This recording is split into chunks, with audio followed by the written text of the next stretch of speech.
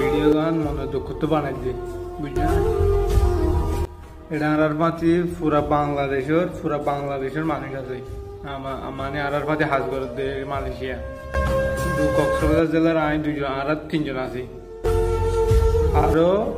100 জন 150 জনের ভিতরে আরো মানে সব বেগুন হইলে ওই ডাহারিকার খুলনা বরিশাল রাজশাহী সিরাজগঞ্জ একার লোক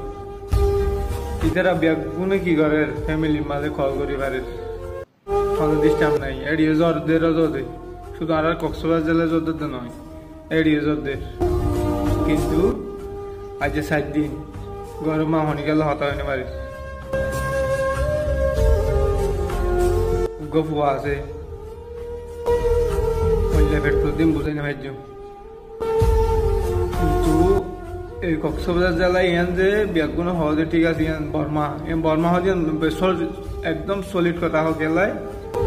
জ্বর সারিমিকাদের শুধু আর জ্বর সারিমিকাদের কিন্তু আর যে 7 দিন কারণ নাই